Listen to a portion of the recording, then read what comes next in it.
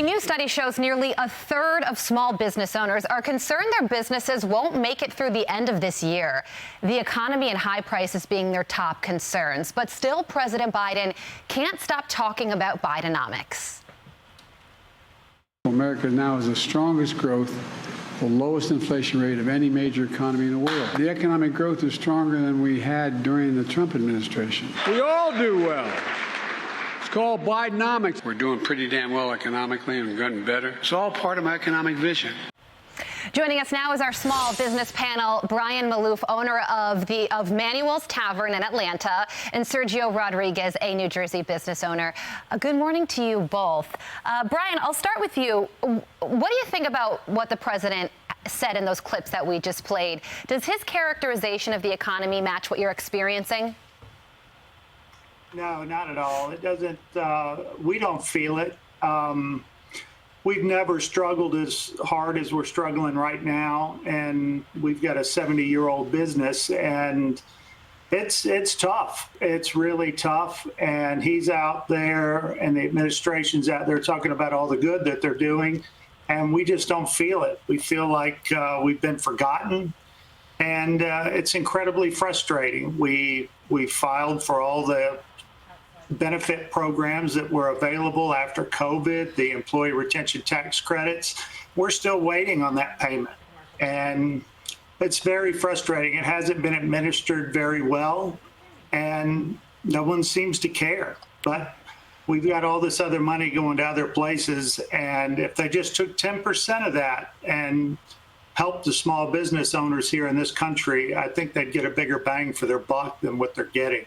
Wow, yeah, took 10% of that money and invested it into the small business owners of this country who drive the entire economy. Sergio, what about you? You live in New Jersey. What an expensive state. What are things like, how are things going for you?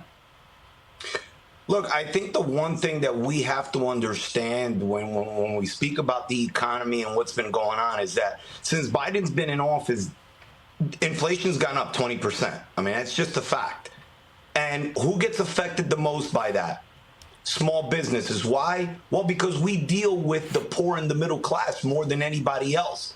And it's just landing dead smack on us.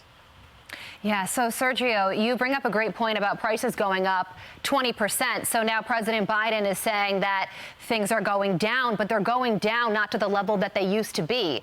Is that what you're feeling?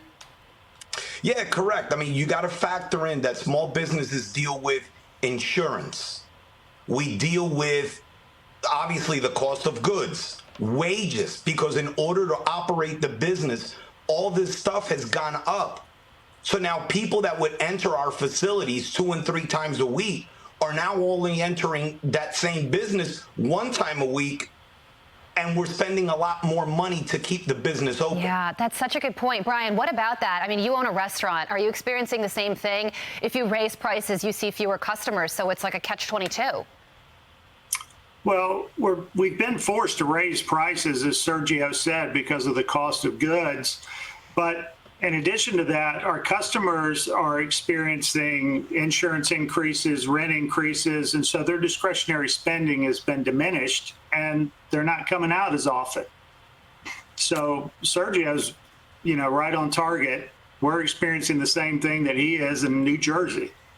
So, Brian and Sergio, I want to get an answer from both of you on this question. The president said the economic growth is stronger than we had during the Trump administration. If he said that to you, what would your message back be to him? Brian, you go first. I would tell him that he has some bad information. Somebody's given him some bad information, because that's not our experience at all.